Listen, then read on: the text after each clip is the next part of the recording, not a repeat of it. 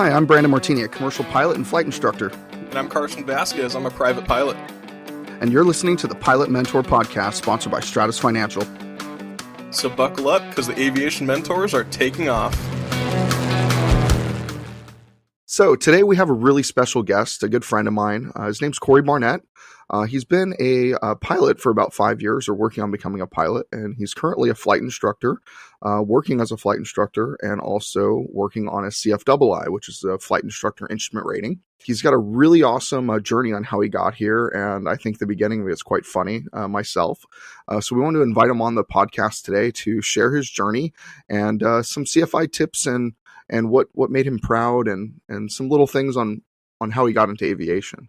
So we've got Cory Barnett with us today. So how you doing today, Cory? I'm doing good. How about yourself? Doing great. Thanks for joining us. Yeah, thanks for being on with us today, Cory. So we want to start with the beginning, really. How'd you get into aviation? What got you started? Well, I've always been in loving aviation, just never really took the time to do it. Always had other things going on in my life. And then my better half has also always really been into aviation. So I thought one year I go for her birthday, it'd be fun, get a discovery flight, do a flight here in Southern California out to over Catalina Island and back. That'd be fun.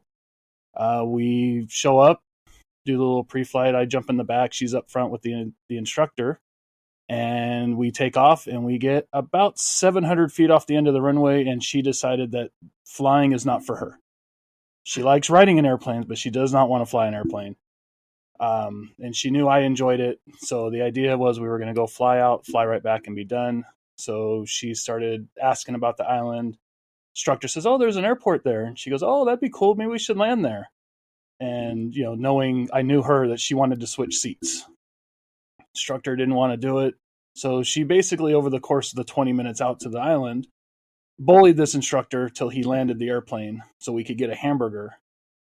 And, got the hamburger, bought him lunch. And then she's, "Oh, you know what? Why don't we just switch seats? That'll be fun." Trying to act like it's spontaneous. And I'm in the back just kind of grumpy watching her doing this, knowing what she's going to do.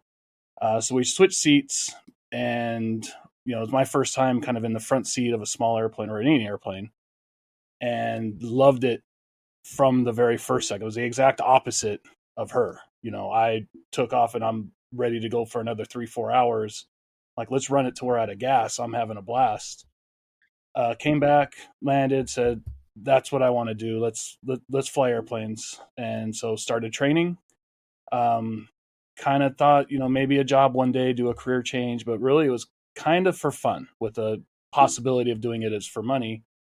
Then as it progressed, just still loving it, and just, it's a ton of fun. So finally got to the point where, let me just hammer out, with the pandemic especially, I said, let me just hammer out my ratings. Kind of just spent the money and just hammered out my commercial, hammered out my CFI, and started doing it. And now instead of paying for airplanes, I get paid to be in airplanes. It's, it's an awesome setup. I think that's the best part about that transition from, just being a normal pilot to going to CFI. When you start getting paid to do it instead of paying to do it, it's usually the best part. Yeah, it's a lot better. I bet. So what keeps you going today now that you're a CFI? What drives you? Driving now is I kind of enjoy the challenge. It's the job is still fun. Like, to me, it's not work. To come and fly around in airplanes all day is not a job. But the job part, I guess, is kind of where getting your students, and the fun of kind of teaching them and seeing kind of that fun you felt in the beginning, and how everything was new and super exciting, kind of getting to see that in them every day. And you teach them something new, and especially things like when you first teach someone stalls. Everybody has this thing in their head, and you can see like the fear because what they have in their head, and then they finally learn how to do it, and you see kind of that switch flip, and they realize, oh, I can do this. It's not a scary thing. It's something I can do. I am able to do this. And, so I really, really enjoy that. That's way cool, Cory. I love hearing stories like that. And it kind of brings up something else that I have a question on. What was your most nerve-wracking moment you've had with a student? Like, what really got you going? Was it in the beginning of your CFI career? Was it yesterday? Was it earlier this morning? Like, when did it happen along your CFI career so far? And And what was it? And how did it make you feel? If you can give us some detail about that, I'm sure there's several instructors or soon-to-be flight instructors out there that would love to hear about that. I've been more or less lucky. I haven't had too many like really nerve-wracking. I got kind of two stories come to mind. One was my very early days of flight instructing, as I went up with somebody else's student, and I'm still relatively new, and we were doing power on stalls. We're doing a maneuver, and he looked good, and so I was a new CFI, and I kind of relaxed a little too much, and so at the very end, he kind of messed up the maneuver, and the plane went into a spin. Nerve-wracking for me because I was very much not ready for the plane to do that, and I realized I wasn't as cool and collected as I hoped when something goes wrong. So that was kind of a big eye-opener for me. So as far like an internal, like frustrating is just, you get some students where their ideas and your ideas don't necessarily match up. And so, you'll explain something one way, they decide they want to do it another. And sometimes the way they decide is what they think is the better way is the more dangerous way. And you end up in an airplane, a couple miles from the runway, 100 feet off the ground, and you have the stall horn going off. And, it's going to be a little bit of work to recover that. And where it's very nerve wracking is, a new student that's not, that can happen. But where it's nerve wracking is, when you have a student that they don't see anything wrong with that. They don't understand that, the plane's in a position you don't want the plane in, and you try to explain to them that this is not how you want an airplane to be, and they don't get it. And you don't know really how to explain it a different way to say, this is how we die. Don't do this. And they look at you and they go, no, I think it was fine. And it just doesn't click. So that's what's nerve-wracking. That sounds like some of those hazardous attitudes that some students have. That's how the FAA puts it. And those hazardous attitudes are real. I mean, if anybody kind of needs a humble check every once in a while on themselves, they should really look at those hazardous attitudes, because sometimes we all display them. I know I've displayed them once or twice before, and as soon as you realize that, you just have to kind of check yourself. And for new students that don't quite understand that, being a flight instructor, it's kind of hard to explain that to them, especially when they're one of these people that might be in a high profile position in a job or something like that, and they're used to being in control. And all of a sudden, they're in an atmosphere where they're not in control. And that's kind of hard for people, don't you think? Oh, I absolutely agree. I mean, it's one of the harder parts of being a CFI, I think, is just being able to adapt and read other people's personalities. So as you meet a new student, kind of figure out what their personality is and be able to adapt your training methods to their personality, because not everybody is exactly like you. And sometimes, people who, maybe they own a couple businesses and they're used to telling everybody what to do. And now they come in, they're an expert in their field. And now they come to your field and, now I'm the expert, at this, and at this point when they're a private pilot or a student pilot, I should say, and I've said to students, at this point in your career, I know more than you. You're hopefully will get to a point where you know more than me. But right now I'm not talking to talk.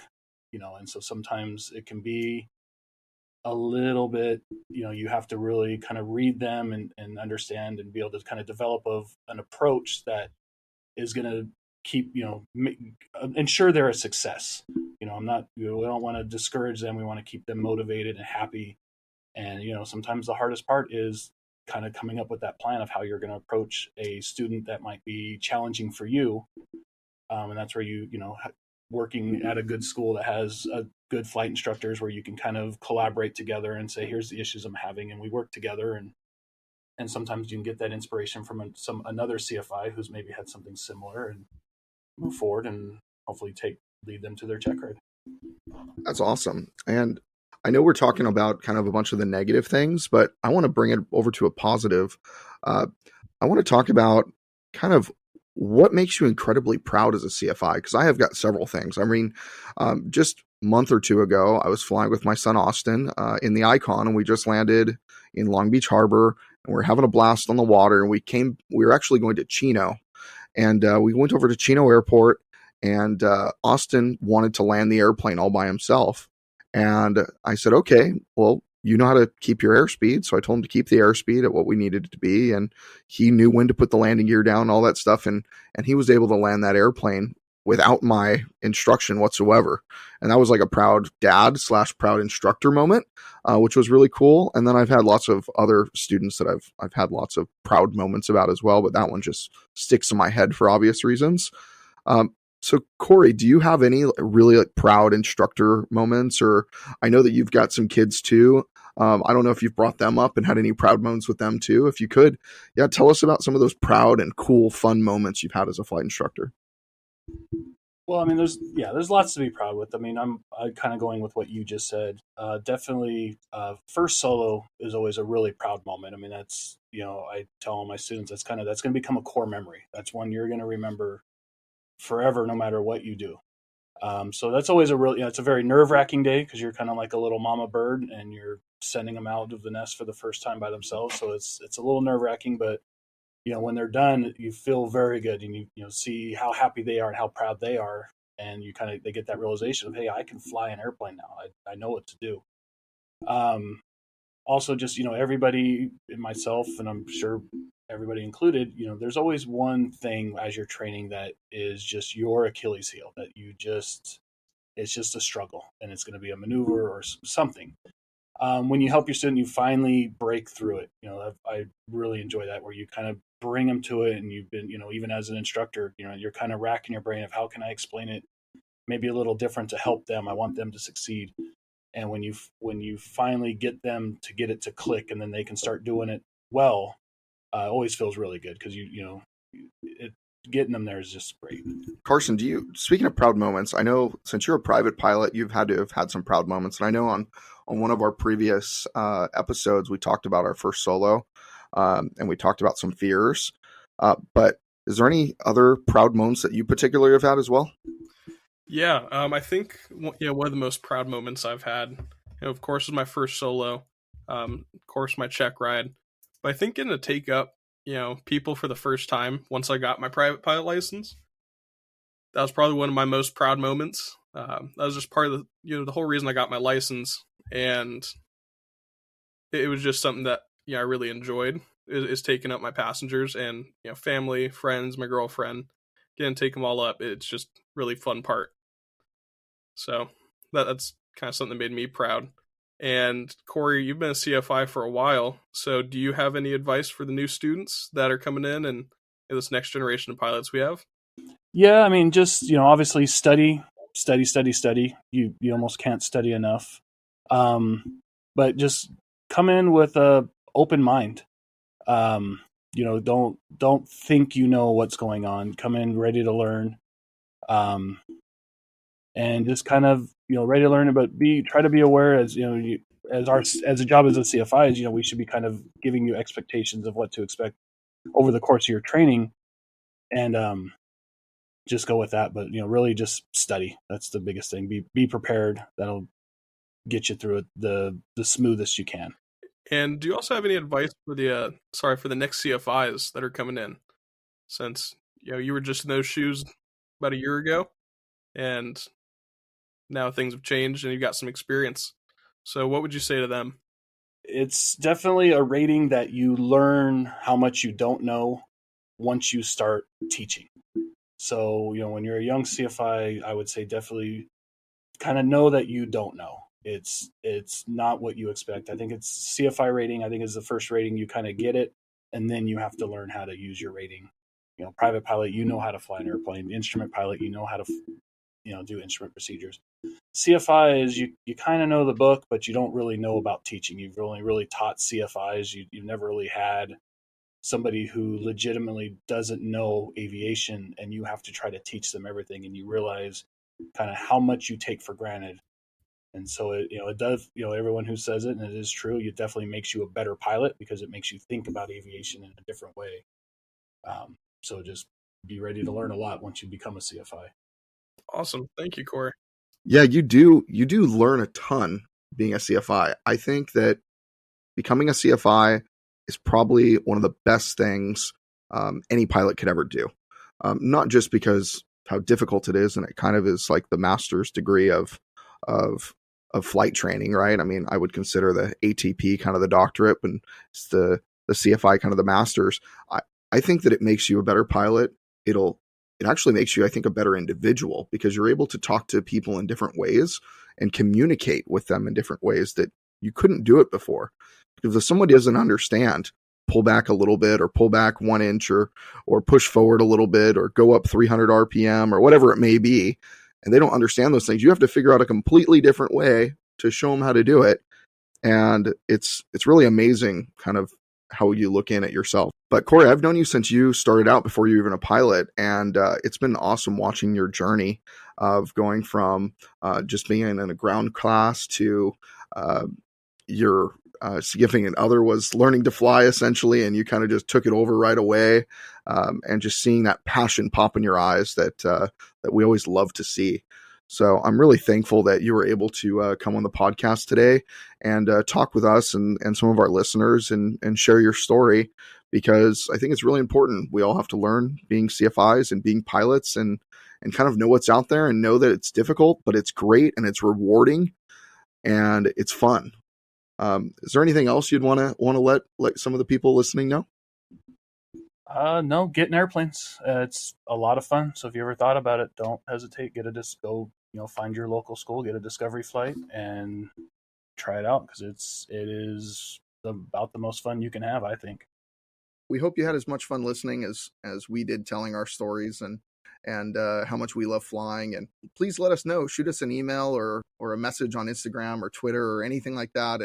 And we want to hear your why, and what's your why for your aviation journey. And please reach out to us. We'd love to hear the stories and make more connections throughout this industry. So thank you so much. And if you'd like to reach out to either one of us, you can reach us on Twitter or Instagram at Mr. Martini Guy for Brandon, or you can reach me at Carson_AV17. As we wrap up the day, remember, we're here to guide you on your aviation journey. Fly safe and enjoy the ride.